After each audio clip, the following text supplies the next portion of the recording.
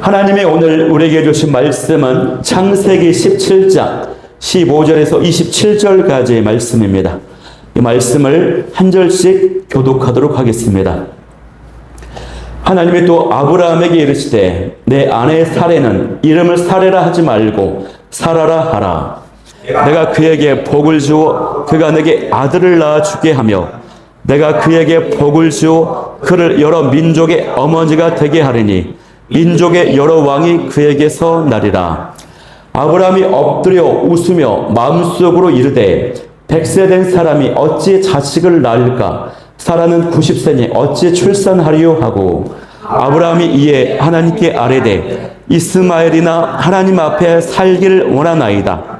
하나님이 이르시되 아니라 내 아내 사라가 내게 아들을 낳으리니 너는 그 이름을 이삭이라 하라. 내가 그와 내 언약을 세우리니 그의 후손에게 영원한 언약이 되리라. 이스마엘에 대하여는 내가 내 말을 들었나니 내가 그에게 복을 주어 그를 매우 크게 생육하고 번성하게 할지라. 그가 12두령을 낳으리니 내가 그를 큰 나라가 되게 하려니와 내 언약은 내가 내년 이 시기에 사라가 내게 낳을 이삭과 세우리라. 하나님의 아브라함과 말씀을 마치시고 그를 떠나 올라가셨더라. 이에 아브라함이 하나님의 자기에게 말씀하신 대로 이날에 그 아들 이스마엘과 집에서 태어난 모든 자와 돈으로 산 모든 자 곧 아브라함의 집사람 중 모든 남자를 데려다가 그 포피를 베었으니 아브라함이 그의 포피를 벤 때는 99세였고 그의 아들 이스마엘이 그의 포피를 벤 때는 13세였더라. 그날에 아브라함과 그 아들 이스마엘이 할례를 받았고 함께 읽겠습니다. 그 집의 모든 남자 곧 집에서 태어난 자와 돈으로 이방 사람에게서 사온 자가 다 그와 함께 할례를 받았더라. 아멘. 할렐루야.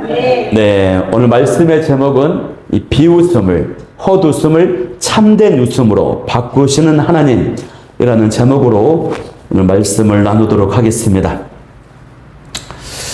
네, 오늘 말씀은요, 창세기 17장 후반부 말씀인데요. 지난주 금요일에 우리가 살펴본 내용이 뭐였냐면, 아브라함이 이스마엘을 낳고 나서요, 13년 동안 영적으로 아주 안주해버리고 말았다라는 그 내용을 나눴습니다.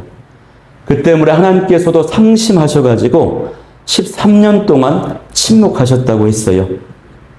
그러나 하나님의 계획은요, 100세가 되었을 때에 이삭을 낳게 하시는 것이었고, 지금 나이가 99세이기 때문에 그 약속이 곧 이루어지기 전에 그 응답을 받아낼 수 있도록 준비시키시려고 하나님이 다시 나타나셨습니다. 나타나셔서 하나님이 자신은 엘샤다이 전능하신 하나님이다 라고 하는 것을 알려주시면서요, 아브라함이 영적으로 잠자고 있는 것을 깨어나게 만드셨어요.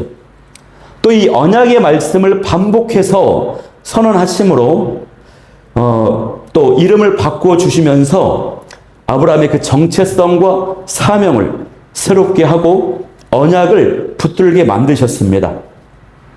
그 다음에는 이제 온 가족에 대해서 할례를 말씀하심으로 거룩하라고 도전을 주셨습니다. 자, 이 모든 것이요, 언약이 이루어지도록 아브라함을 준비시키시는 과정이에요. 이제 1년 후면은 이 언약이 가시적으로 응답으로 나타나거든요. 그것을 감당하려면 아브라함이 준비돼야 돼요. 내면의 그릇이 준비돼야 되는 것입니다. 자, 그런데 아직 한 가지가 더 남았어요. 아직 한 가지 영역이 아브라함 입장에서 개선되고 회복돼야 될 것이 있었어요. 그게 뭐냐면 바로 가정에 대한 문제였다고 하는 것입니다. 하나는 아내와의 그 관계가 개선이 돼야 되고요. 다른 하나는 아들 이스마엘에 대한 계획이 정리가 돼야 됩니다. 그리고 온 가족들이 할례를 행함으로 순종을 해야 돼요. 그래야지만이 비로소 하나님의 응답이 가시적으로 나타나는 것입니다. 그런 의미에서 보면 오늘 하나님의 본격적인 응답과 그 언약의 성취, 그 마침은요, 가정의 그 온전한 회복으로 온전한 회복이 돼야 되지만이 온전히 그 언약과 응답을 받을 그릇이 준비되는데 오늘 그 말씀을 한번 살펴보기를 원합니다.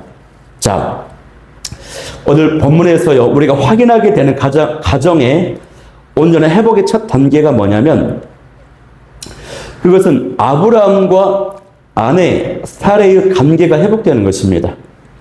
자, 그리고 그 관계 회복이 어떻게 이루어지냐면요, 하나님께서 아내인 그 사레를 높이 세우시는 모습으로 관계가 회복되고 있다는 것입니다. 그 내용이 15절의 내용이에요. 우리 15절 말씀을 한번 합독해 볼게요. 시작. 하나님이 또 아브라함에게 이르시되 내 아내 사레는 이름을 사레라 하지 말고 사라라 하라. 아멘. 하나님이 사레의 이름을 바꾸어 주시는데 그것을 사레에게 직접 알려주시는 것이 아니라 그의 남편인 아브라함에게 말을 하고 있어요. 아브라함에게 내 아내 사레의 이름을 사레라 하지 말고 이제 사라라 하라 그랬어요. 사레의 뜻은요, 어떤 뜻이냐면 나의 공주, 나의 기부인 이런 뜻입니다. 그러니까 누군가의 소유를 뜻하는 그런 의미가 있어요. 소유의 의미가 있죠. 그런데 사라의 뜻은요, 소유의 의미가 빠지고 그냥 그 자체로 공주입니다. 그 자체로 여왕이에요. 그 자체로 그냥 기부인이라고 하는 뜻이 있어요. 사라는 이제 소유격이 제거된 형태로 특정 개인을 위한 공주가 아니라 많은 사람들의 공주, 민족들의 여왕, 어머니라고 하는 보편적 가치를 지닌 이름이 되었다는 것입니다. 성경을 보면은 하나님께서 직접 남자의 이름을 간혹 바꾸어 주신 경우가 있거든요. 아브라함이나 야곱, 솔로몬, 베드로. 그런데 하나님께서 직접 여자의 이름을 바꿔준 경우는 이 사라가 유일합니다. 그런데 이렇게 부르라고 누구에게 시켰다고요? 남편 아브라함에게 시켰다는 것입니다. 아브라함 보고 너 이제 너 아내 보고 사레라고 하지 마. 그러면 목에 사레 걸려. 그러니까 앞으로 사라라고 불러 이렇게 했다는 것이에요. 이 말은 뭐냐면 하나님께서 아내 사라를 높여주고 계셔요. 아브라함이 사라를 더 사랑하고 존중하도록 지금 만들고 있다라고 하는 사실입니다, 여러분. 여러분, 아브라함과 사레의 관계가요, 나빴을 것이라고 추정할 수 있는 성경의 기록들이 몇 가지가 있거든요. 예를 들면은 애굽에 갔을 때 이 아내를 보고 나를 누이라고 해라 속이면서 바로에게 넘겨버렸어요. 이때 사례도 좋다고 가버렸는지 아니면 남편의 목숨을 지키려고 가렸는지를 몰라요. 천국에 가서 물어봐야 돼요. 그러나 어쨌거나 사례의 마음속에 뭐가 있어요? 남편이 자신을 팔아버렸다라고 하는 상처가 있는 것입니다. 또 남편이요, 언약은 받았는데 사례가 임신을 하지 못하니 스스로 큰 부담으로 눌려 있어요. 남편이 겉으로는 막 괜찮다고 했을지는 몰라요. 그러나 쉽지 않았을 것입니다. 영적 부담감이 있어요. 이후에는요, 하갈과 동침을 해서 이스마엘을 낳았잖아요. 그때 하갈이 사례를 막 멸시합니다. 그래서 이 사례가 화가 나가지고 이 모든 분노를 누구에게 쏟아냈습니까? 남편 아브라함에 쏟아내요. 창세기 16장 5절에 보면은 내가 받는 모욕은 당신이 받아야 옳다라고 모든 분노를 남편에게 쏟아냅니다. 이런 식으로 이 두 부부의 이 두 사람의 관계가 썩 좋지는 않았을 것이라고 추정할 만한 과거의 흔적들이 있어요. 그러나 단정할 수는 없지요. 그런데 분명한 것은 뭐냐면 남편이 아브라함이 아내 사레를 그동안 약속의 어머니로 보지 못했다라고 하는 것입니다.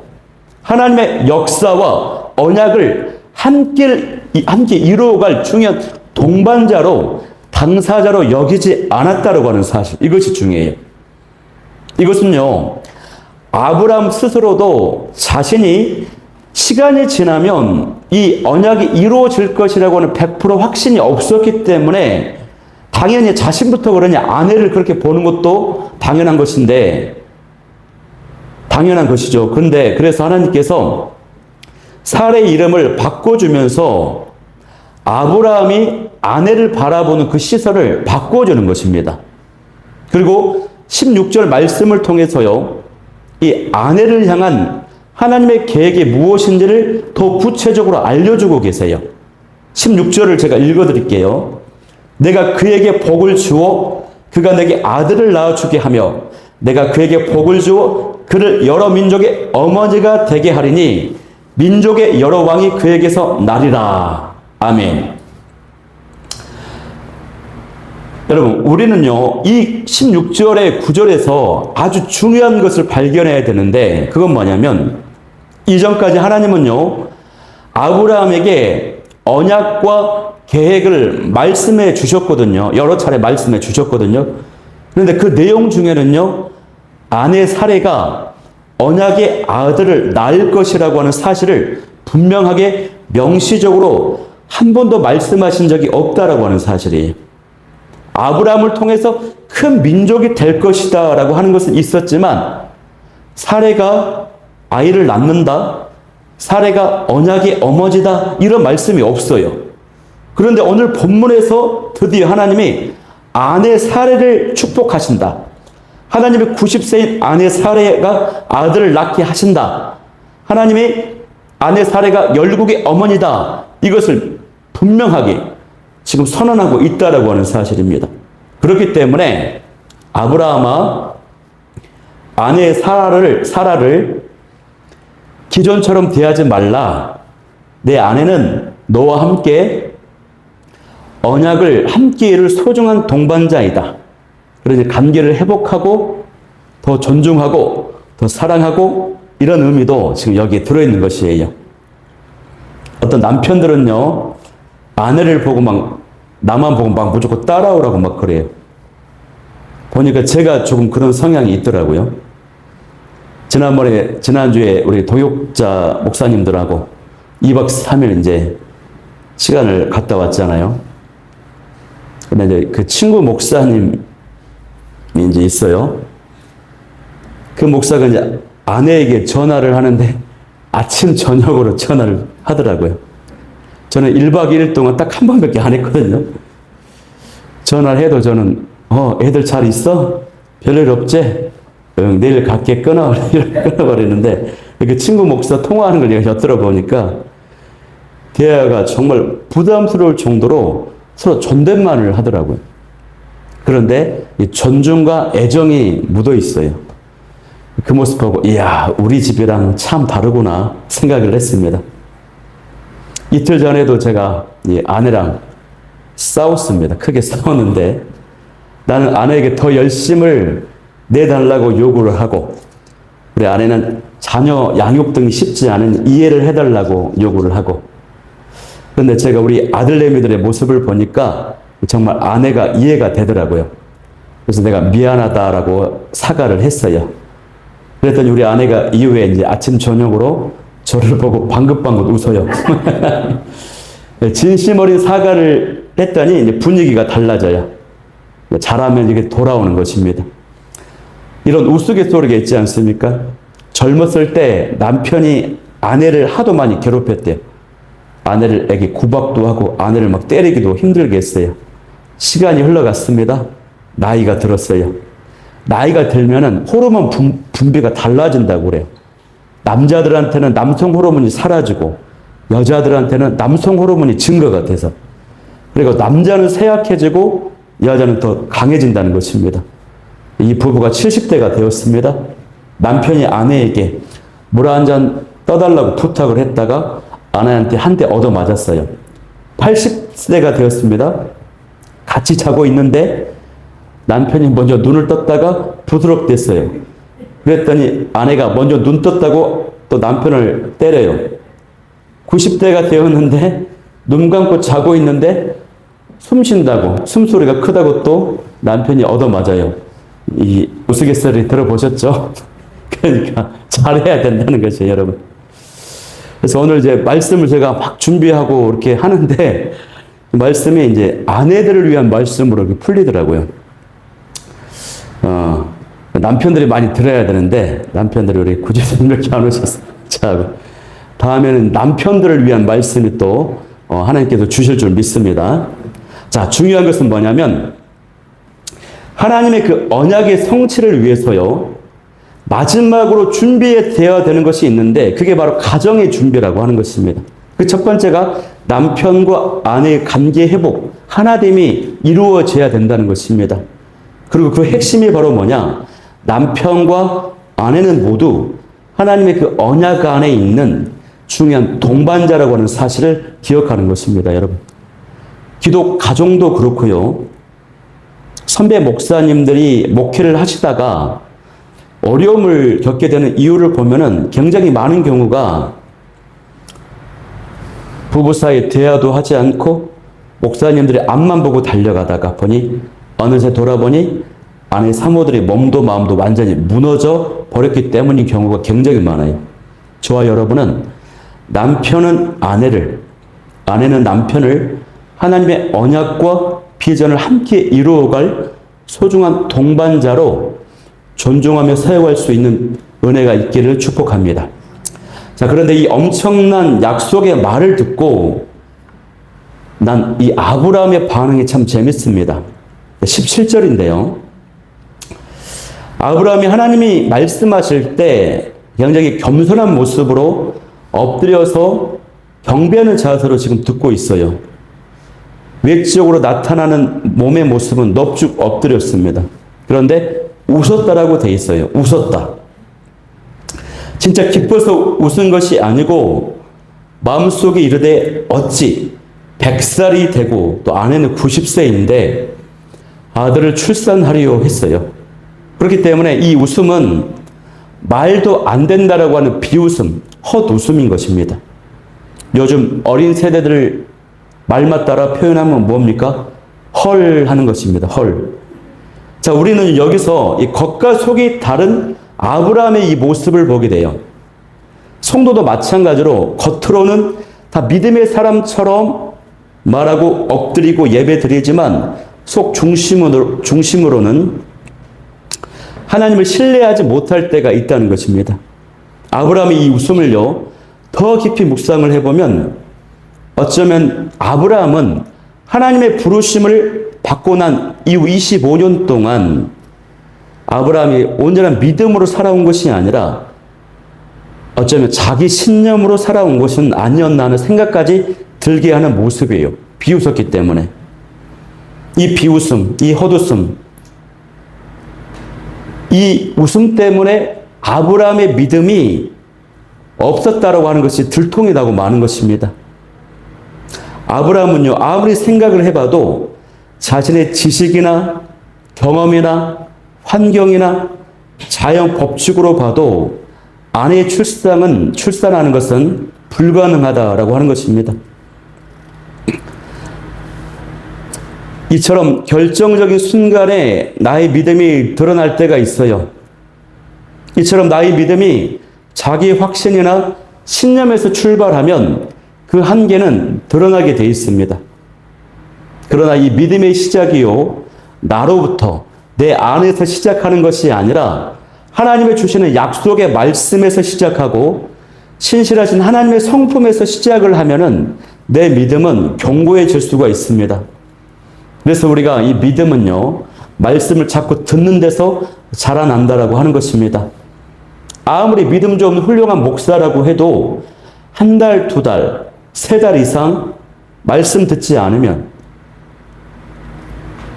설교 듣지 않고 성경 보지 않으면요, 믿음이 없는 불신자와 똑같은 영적인 상태가 되고 말아요. 그러나 말씀을 지속적으로 공급받고 하나님의 성품을 매일 묵상하면, 그렇게 인도함 받는 사람이 되면요, 현실이 불가능해 보일지라도 믿음의 능력을 갖게 되는 것입니다. 저와 여러분은 나로부터 나오는 자기 확신이나 그런 신념이 아니라 하나님이 공급해 주시는, 하나님이 주시는 말씀을 지속적으로 듣고 붙잡음으로 현실을 뛰어넘는 믿음의 사람이 될 수 있기를 축복합니다. 그런데 이 아브라함이 지금 13년 동안 영적인 안주함 속에 있었기 때문에 말씀을 제대로 듣지 못했죠. 깨닫지 못했어요. 그래서 믿음이 약해져 버렸어요. 그렇게 믿음이 약해진 사람의 모습은요, 어떻게 나타나냐면 현실과 타협하는 모습으로 나타나게 되어 있습니다. 18절을 보면요, 그렇게 말해요. 18절 제가 읽어드릴게요. 아브라함이 이에 하나님께 아뢰되 이스마엘이나 하나님 앞에 살기를 원하나이다. 이렇게 답변을 합니다. 그러니까 믿음보다 현실과 경험이 이미 가득 차 있는 아브라함의 눈에는 현실적인 대안을 바로 이스마엘이라고 하는 것입니다. 이스마엘이나 데리고 잘 살 수 있게 해달라고 하나님께 타협을 하고 있는 것이에요. 그런데 하나님이 뭐라고 합니까? 단호하게 아니다 이렇게 말씀을 하십니다. 19절을 한번 합독해 볼게요.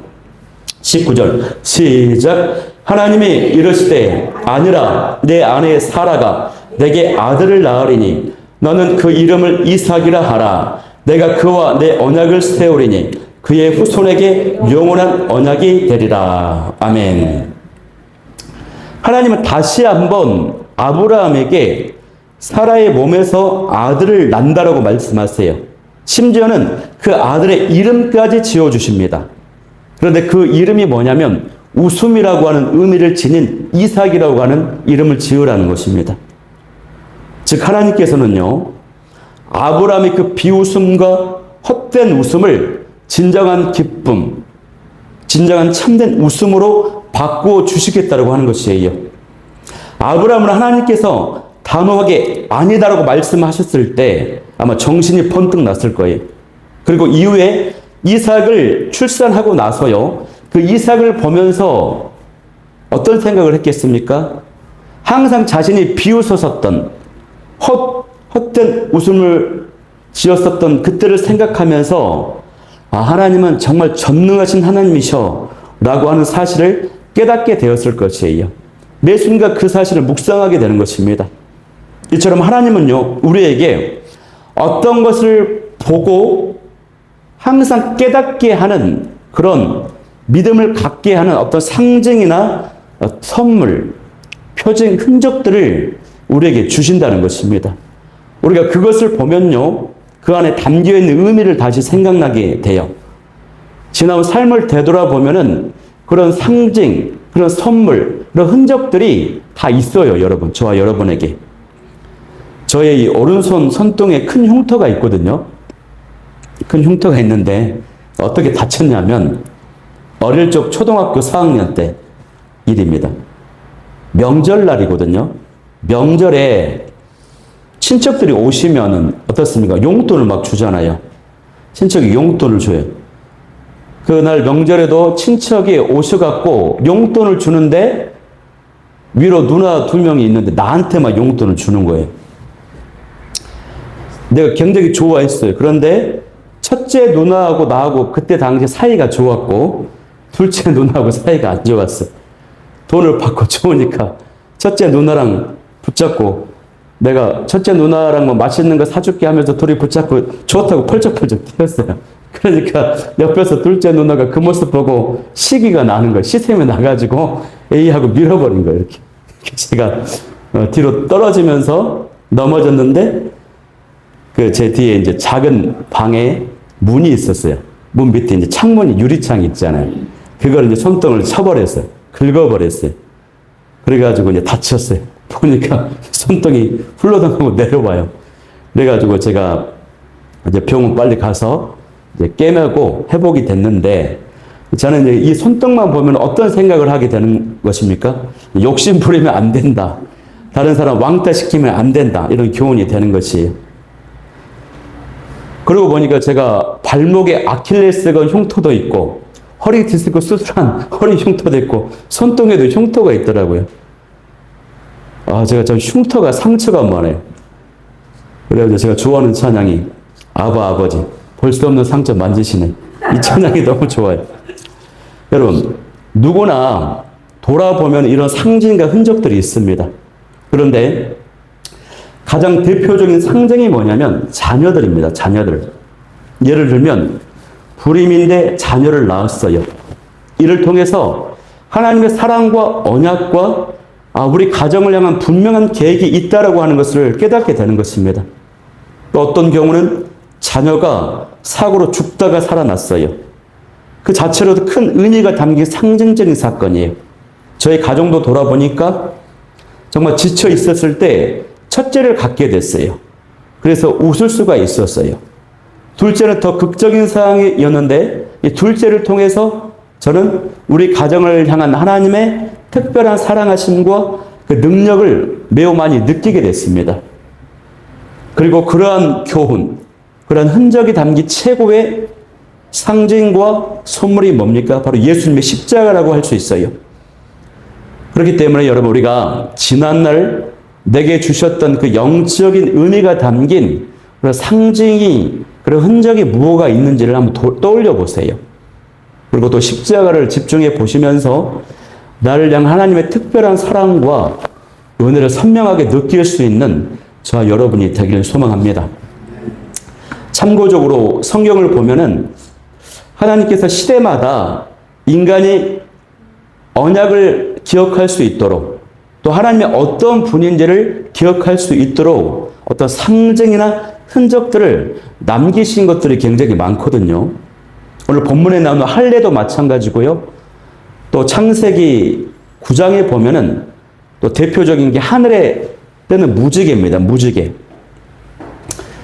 이 무지개는 앞으로 물로 심판하지 않겠다라고는 하나님의 약속이거든요. 근데 여러분, 무지개가 어떻게 생겼나요? 이렇게 생겼잖아요. 무지개는 어떻게 생겼습니까? 무지개처럼 생겼습니다. 이렇게 생겼습니다. 곡선으로. 무지개를 히브리어로 캐세트라고 그래요. 캐세트. 그 뜻이 뭐냐면 전쟁 무기인 활을 의미합니다. 활. 전쟁에서 이 활은요, 적을 향해서 수평으로 쏘아야 되는데 무지개는 어디를 향하고 있습니까? 하늘을 향하고 있어요. 하늘. 이 의미가 뭐냐면 하나님은 이제 더 이상 세상을 향해서 심판의 활을 쏘지 않는다. 그런 상징적인 의미가 있는 것이에요. 그래서 하늘을 향해 쏘아지게 되는 것이. 그래서 당시에 비만 오면은 대홍수 심판의 사건을 들었던 많은 사람들이 비만 오면은 불안이 떠는 것이. 또 하나님이 물로 우리를 심판하지 않는가.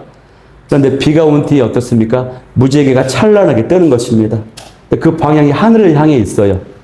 그 무지개를 보고 사람들이 안심하는 것이에요. 이것이 바로 하늘에 떠 있는 상징이라고 하는 것입니다. 할례도 그런 것이고요. 안식일도 마찬가지. 그런 시간과 공간과 또 우리 개인의 육체에 하나님께서 그런 흔적들, 표정들을 새기셨다라고 하는 것이에요. 여러분, 99세 아브라함과 90세 사라에게 하나님의 새 생명의 약속을 주십니다. 사람의 생각으로는 다 끝났지만 하나님의 계획에는 이제부터가 언약의 성취가 시작되는 것이라는 것이에요. 혹시 지금 우리 인생 가운데서도 내가 어떤 계획을 했었는데 이제 너무 늦었다라고 체념하고 있는 것이 있지 않습니까? 그때 하나님은요, 아니다라고 단호하게 말씀하고 있어요. 하나님께는 하나님의 때가 안 된 것이지 늦어버린 것이 없어요. 아브라함과 사라의 그 하나님은요, 오늘도 살아 계셔서 약속을 이루시는 하나님이십니다. 그 하나님이 저와 여러분의 전능하신 하나님이 되시는 줄 믿을 수 있기를 소망합니다. 자, 이 말씀을 다시 들으니 아브라함의 마음속에 믿음이 다시 회복이 됐습니다. 열정이 충만하게 되었어요. 그런데 그 말씀을 듣고 있자니 아브라함 마음속에 한 가지 고민이 있습니다. 그것은 뭐냐면 지금 이 자녀, 이 이스마엘이 약속의 자녀가 아니라고 한다면 이 자녀는 앞으로 어떻게 될까라고 하는 고민이 있는 것이에요. 그래서 하나님이 이스마엘에 대한 계획을 말씀해 주세요. 그 내용이 20절의 내용입니다. 20절 말씀에 보면 그 핵심이 뭐냐면 이스마엘도 생육하고 번성해서 큰 나라가 되게 하겠다라고 하는 하나님의 축복을 지금 주시는 것입니다. 그 말씀을 듣고 아브라함이 마음이 불안함이 사라지게 된 거예요. 그런데 이 축복은요, 약속의 자녀인 이삭에게도 주시는 똑같은 축복이거든요. 어떤 차이가 있습니까? 이 축복은 영적인 축복이 아니라 육적인 축복이라고 하는 것입니다. 그렇기 때문에 메시아를 이 땅에 보내셔야만 하는 하나님의 언약과 계획을 위해서는 이삭이 태어나야만 하는 것이에요. 그러니까 이스마엘과 이삭에게 각각 하나님의 다른 계획이 있다는 것입니다. 교회도 마찬가지예요. 이 땅에 교회들이 얼마나 많습니까, 여러분? 또 각 교회들의 강점들이 굉장히 많아요. 어떤 교회는 기도의 강점을 보이는 교회, 어떤 교회는 예배를 정말 잘 드리는 교회, 어떤 교회는 말씀을 잘 가르치는 교회, 또 선교의 강점을 나타내는 교회가 있죠. 그러나 우리 교회를 향한 특별한 사명이 있기 때문에 우리 교회를 세우시는 줄 믿을 수 있길 바라요. 특별히 우리 교회는요, 앞으로 평신도 사역의 강점을 지닌 교회가 되기를 바랍니다. 아직은 잘 나타나지 않고 있어요. 그러나 앞으로 1년이 더 지나면 이런 강점들이 이제 구체적으로 나타나리라 믿습니다. 왜냐하면요, 하나님이 이 말씀을 주시고 올라가시잖아요. 21절을 보면은 하나님이 뭐라고 말씀하시냐면 내년 이 시기에 그랬어요. 그러니까 1년 후에 이삭이 태어난다는 것입니다. 그래서 오늘 저는 이 말씀을 준비하면서 레마의 말씀으로 제가 받았어요. 1년 후면은 하나님의 가시적인 응답의 모습을 나타내 보여주시겠다라고 하는 것입니다. 아멘이십니까? 네. 아브라함 입장에서는요, 1년 후에 언약이 가시적으로 성취가 되는 것입니다. 아브라함이 이 말씀을 듣고 나서요, 갑자기 열정이 충만해졌어요. 그래서 23절 보면은 바로 이날에, 다음 날도 아닙니다. 바로 그날에 어떻게 합니까? 그 집안의 모든 사람들 다 불러 모아가지고 할례를 받게 했다라고 하는 것입니다. 다음 날도 아니에요. 준비시킨 것도 아니고 바로 말씀 듣고 나서 즉시 순종을 했다는 것입니다. 이 99세의 노인이 자신과 온 집안 남성들에게 할례를 행하는 것은요, 신체적으로 매우 고통스러운 어려운 일입니다. 또 외적의 침입 위험에 노출되어 있는 위험천만한 상황이에요. 그런데 아브라함이 한 번에 다 하게 했다라고 하는 것은요, 믿음의 증거라고 할 수 있어요. 여러분, 이때 이 가정의 상황을 한번 상상해 보세요. 아브라함의 그 집안의 모습을 한번 상상해 보세요. 갑자기 남자들을 모두 다 집합을 시킵니다. 갓난 아이들도 다 집합을 시킵니다. 옷을 벗깁니다. 갑자기 칼을 들고 여기저기서 막 껍질을 베어내는 수술을 합니다. 아마 난리가 아니었을 거예요. 그 많은 사람들 여기저기서 아프다고 막 비명을 지르고, 우리 또 하영이 같은 애들 안 한다고 막 도망다니고, 그럼 또 아빠가 막 쫓아다니고 막. 그런데 아브라함이 이 할례의 의미에 대해서 설명을 했을 것입니다. 할례가 어떤 것인지. 그리고 이 할례의 흔적은요, 제가 앞서 말한 이 제 손등의 흉터처럼 하나의 표징이 되었습니다. 이 할례를 통해서 아브라함의 모든 권속들은 더 강력하게 하나님의 언약을 붙잡게 되고 하나님을 경외하게 돼요. 그야말로 이 온 집안이, 아브라함의 공동체가 영적인 쇄신을, 영적인 각성이 일어나는 시간을 이 할례를 통해 갖게 되었다는 것입니다. 이처럼 말씀을 듣고 믿음이 회복된 아브라함은요, 순종을 통해서, 구체적인 행동을 통해서 자신의 믿음을 하나님 앞에 증명했습니다. 여러분, 저와 여러분은 어떤 모습으로 우리가 가지고 있는 믿음을 하나님 앞에 증명하기를 원하십니까? 순종과 구체적인 행동으로 나의 믿음을 하나님 앞에 증명할 수 있는 저와 여러분이 될 수 있기를 축복합니다. 오늘 이 말씀 붙잡고 기도할 때요, 첫 번째 기도 제목은요, 우리 가정이 하나님의 언약을 이루어가는 공동체가 되게 하여 주옵소서. 두 번째는 약속의 말씀과 내게 주신 표징을 통해 하나님은 반드시 약속을 이루시는 분이심을 믿게 하옵소서. 세 번째는 영적 쇄신과 즉각적인 순종으로 믿음을 증명하는 삶이 되게 하여 주옵소서. 이 기도 제목 가지고 찬양하며 기도하도록 하겠습니다. 약할 때 강함 대신에